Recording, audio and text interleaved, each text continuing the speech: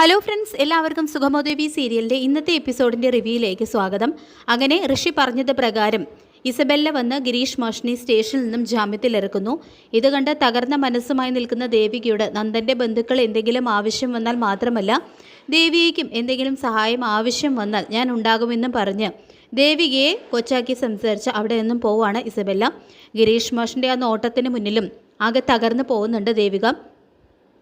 പിന്നീട് ബെല്ലമോളെ എല്ലാം ചെയ്യുന്നത് നന്ദന് വേണ്ടിയാണെന്നും ബെല്ലമോള് എന്തെങ്കിലും ഒരാവശ്യം വന്നാൽ പറഞ്ഞാൽ എനിക്കത് നടത്തി കൊടുക്കാതിരിക്കാനായിട്ട് കഴിയില്ല. നന്ദനും ബെല്ലമോളോട് ആ നന്ദിയും കടപ്പാടും എന്നും ഉണ്ടാകണം. മോളുടെ കണ്ണ് നനയിക്കാനായിട്ട് ആരെങ്കിലും ഇടയായാൽ ഞാനതൊരിക്കലും പൊറുക്കില്ല എന്നും DYSP പറയുമ്പോൾ ഞാൻ എന്നും ബെല്ലയോട് കടപ്പെട്ടിരിക്കുമെന്ന് തന്നെ പറയുന്നുണ്ട് കേട്ടോ നന്ദൻ. പിന്നീട് പോലീസുകാരുടെ അടികൊണ്ട് ആകെ അവശനായ ഗിരീഷ് മാഷിനെ വീട്ടിലേക്ക് കൊണ്ടുവരുന്നു. അപ്പോൾ ദേവിക ഇടപെട്ടായിരിക്കും ഗിരീഷിനെ ജാമ്യത്തിൽ വിട്ടയച്ചത് എന്ന് കരുതുന്ന രജനിയോട് എല്ലാം ഗിരീഷും സിദ്ധാർത്ഥനും തുറന്ന് പറയുന്നുണ്ട്. സിദ്ധാർത്ഥനാണെങ്കിലും വീണ്ടും ദേവികയെ തന്നെയാണ് കുറ്റം പറയുന്നത്. അപ്പോൾ MLA ആയിട്ട് പോലും ദേവികയ്ക്ക് ഗിരീഷിനെ പുറത്തിറക്കാനായിട്ട് കഴിഞ്ഞില്ല. ഇസബെല്ല, നന്ദൻ്റെ ഫ്രണ്ടായിട്ടുള്ള ഇസബെല്ല തന്നെ അതിന് വേണ്ടി വന്നു എന്നാലോചിക്കുമ്പോൾ രജനിക്കാണെങ്കിലും ദേവികയോട് വെറുപ്പ് തന്നെയാണ് തോന്നുന്നത്. ഇതേ സമയം ദേവികയാണെങ്കിൽ പൊട്ടിക്കരയാണ്. കാരണം താൻ ഒരു തെറ്റും ഇതുവരെ ചെയ്തിട്ടില്ല. സത്യം പറഞ്ഞാൽ തൻ്റെ കുടുംബജീവിതം പോലും ഇല്ലാതാക്കാൻ നോക്കുന്നത് ഇസബെല്ലയാണ്. ഗിരീഷേട്ടനെ പുറത്തിറക്കാൻ വേണ്ടിയിട്ട് തന്നെ കൊണ്ട് ആവുന്ന രീതിയിലെല്ലാം ശ്രമിച്ചു. എന്നിട്ടും എല്ലാവരും തന്നെയാണ് കുറ്റപ്പെടുത്തുന്നത് എന്നാലോചിച്ച് സഹിക്കാനായിട്ട് കഴിയുന്നില്ല കേട്ടോ ദേവികയ്ക്ക്. എന്തായാലും ഇതിങ്ങനെ കണ്ടിന്യൂ ചെയ്തുകൊണ്ട് പോകാൻ കഴിയില്ല. എല്ലാവരും എല്ലാ കാര്യങ്ങളും അറിയണം എന്ന് തന്നെ ഒരു തീരുമാനവും ദേവിക എടുക്കുന്നുണ്ട്.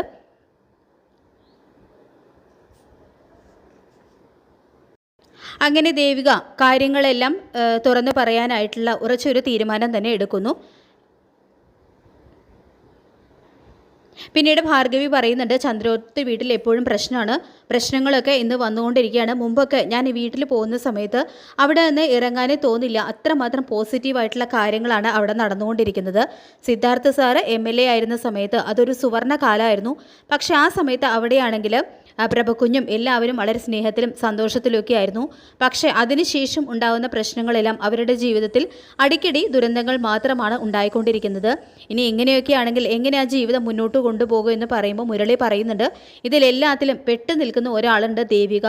ഒരു മെഴുകുതിരി പോലെ ഉരുകിത്തീരുന്നത് പോലെയാണ് അവളുടെ ജീവിതം എന്ന് പലപ്പോഴായിട്ട് എനിക്ക് തോന്നിയിട്ടുണ്ട്.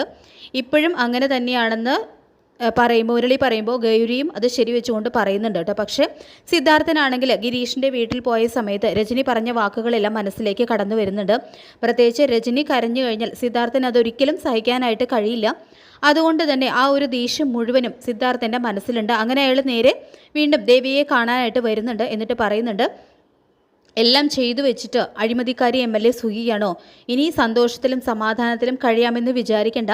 ഈ സിദ്ധാർത്ഥൻ അതിന് സമ്മതിക്കില്ല. ഇനിയാണ് MLA കരയാനായിട്ട് പോകുന്നത് എന്ന് പറയുമ്പോൾ ദേവിക രൂക്ഷമായിട്ട് നോക്കുന്നുണ്ട് കേട്ടോ. എന്നിട്ട് പറയുന്നുണ്ട്, ആ ഒരു കുറ്റപ്പെടുത്തൽ കേട്ടിട്ട് ദേവിക്ക് ഒട്ടും സഹിക്കാനായിട്ട് കഴിയുന്നില്ല. അപ്പോൾ പൊട്ടിത്തെറിച്ച് ദേവിക പറയുന്നുണ്ട്, ആരാണ് അഴിമതി ചെയ്തത്? ഞാൻ അഴിമതി ചെയ്യുന്നത് അച്ഛൻ കണ്ടിട്ടുണ്ടോ? അങ്ങനെയാണെങ്കിൽ അച്ഛൻ തുറന്നു പറയണം, അല്ലാതെ വെറുതെ ആവശ്യമില്ലാതെ ഓരോന്ന് എന്നെ പറയാനായിട്ട് നിൽക്കണ്ട. ഞാൻ അതിന് നിന്ന് തരില്ല. ആ സമയത്ത് ദേവികയുടെ ആ നിൽപ്പും ഭാവമൊക്കെ കണ്ടിട്ട് സിദ്ധാർത്ഥൻ പോലും ഒന്ന് ഭയക്കുന്നുണ്ട്. തുടർന്ന് സിദ്ധാർത്ഥൻ പറയുന്നുണ്ട്, ഞാൻ പറഞ്ഞത് സത്യമല്ലേ എന്ന് പറയുമ്പോൾ ഒരു സത്യവും ഇല്ല. ഞാൻ അഴിമതി നടത്തി KK നായർക്ക് പ്ലാന്റിന് അനുമതി കൊടുത്തിട്ട് എല്ലാം നേടിയെന്നല്ല വിചാരിക്കുന്നത്. ഞാൻ ഒരു രൂപ പോലും അവിടെ നിന്ന് അയാളുടെ കയ്യിൽ നിന്നും ഒരു ചില്ലി കാശ് പോലും മേടിച്ചിട്ടില്ല. സത്യം പറഞ്ഞാൽ ഞാൻ എല്ലാവർക്കും വേണ്ടി ബലിയാടാവുമായിരുന്നു. ആ സമയത്ത് സിദ്ധാർത്ഥനാണെങ്കിൽ കാര്യം മനസ്സിലാകുന്നില്ലെങ്കിലും ദേവിക തെളിവ് സഹിതം കാര്യങ്ങളെല്ലാം തുറന്നു പറയുന്നുണ്ട്. അപ്പോൾ പ്രഭാവതിയും നന്ദനും ചേർന്നിട്ടാണ് ദേവികയെ ചതിച്ചത് എന്നുള്ള ഞെട്ടിക്കുന്ന സത്യം സിദ്ധാർത്ഥൻ മനസ്സിലാക്കുന്നുണ്ട്. അതോടുകൂടി അവരുടെ പക അങ്ങോട്ടാവുന്നുണ്ട് കേട്ടോ. അപ്പോൾ അതിനിടയ്ക്ക് മറ്റൊരു കാര്യം നടക്കുന്നുണ്ട്. ദേവിക സത്യങ്ങൾ തുറന്നു പറയും എന്നുള്ള ഒരു ഘട്ടം വരുന്ന സമയത്ത് നന്ദനാണെങ്കിൽ ദേവികയെ തടയാൻ ശ്രമിച്ചുകൊണ്ട് നമുക്ക് അകത്തേക്ക് പോവാം എന്നൊക്കെ പറഞ്ഞുകൊണ്ട് അവളുടെ തോളിൽ കൈവയ്ക്കുമ്പോൾ ദേവികയാണെങ്കിൽ പൊട്ടിത്തെറിച്ചുകൊണ്ട് നന്ദൻ്റെ നേരെ അലറിക്കൊണ്ട് പറയുന്നുണ്ട്, എൻ്റെ ദേഹത്ത് നന്ദൻ തൊട്ടു പോകരുത്, അങ്ങോട്ട് മാറി നിൽക്കുക, എന്നോട് സംസാരിക്കാനായിട്ട് വരണ്ട, ഞാൻ അതിന് നിന്ന് തരില്ല എന്നൊക്കെ പറഞ്ഞിട്ട് ഭയങ്കരമായിട്ട് പൊട്ടിത്തെറിക്കുന്നുണ്ട് നന്ദൻ്റെ നേരെ. അപ്പോൾ പ്രഭാവതിക്കാണെങ്കിലും ഇത് കണ്ട് ആകെ വല്ലാതാവുന്നുണ്ട്. അപ്പോൾ അതിൽ നിന്ന് തന്നെ എന്തോ ഒരു കാര്യം ദേവിക ഒളിപ്പിച്ചു വെക്കുന്നുണ്ട്, എന്തോ ഒരു രഹസ്യം ദേവികയുടെ മനസ്സിൽ കിടന്ന് നേറിപ്പുകയുന്നുണ്ട് എന്നുള്ളൊരു കാര്യം സിദ്ധാർത്ഥൻ മനസ്സിലാകുന്നുണ്ട്. അങ്ങനെയാണ് സിദ്ധാർത്ഥൻ കാര്യങ്ങളെല്ലാം ചോദിക്കുന്നത്. അപ്പോൾ ഇതിൽ ഇടയിൽ കയറി കഴിച്ചിരിക്കുന്നത് നന്ദൻ മാത്രമല്ല പ്രഭാവതിയാണ് എന്നുള്ളൊരു സത്യവും സിദ്ധാർത്ഥൻ മനസ്സിലാകുന്നുണ്ട്. പ്രഭാവതിയും നന്ദനും ചേർന്നിട്ട് ദേവിയെ ചതിച്ചതുകൊണ്ടാണ് അവൾക്ക് ഒപ്പിട്ട് കൊടുക്കേണ്ടി വന്നത് എന്നുള്ളൊരു സത്യം മനസ്സിലാക്കുമ്പോൾ സിദ്ധാർത്ഥൻ പ്രഭാവതിയുടെ നേരെ പാഞ്ഞെടുക്കുന്നുണ്ട്. അപ്പോൾ പ്രഭാവതിയുടെ ഒരു ചതി സിദ്ധാർത്ഥൻ ഒരിക്കലും വെച്ച് പൊറുപ്പിക്കില്ല എന്നുള്ള കാര്യം ഉറപ്പാണ്. പക്ഷേ മുരളിയോടായിട്ട് ദേവിക ചില തീരുമാനങ്ങൾ പറയുന്നുണ്ട്. ഇനി എനിക്ക് ഈ ഒരു നാടകം തുടർന്ന് പോകാനായിട്ട് വയ്യ, അതായത് രാജിവെക്കും, തൻ്റെ ഈ സ്ഥാനം രാജിവെക്കും എന്നുള്ള രീതിയിലാണ് ദേവിക സംസാരിക്കുകയൊക്കെ ചെയ്യുന്നത്.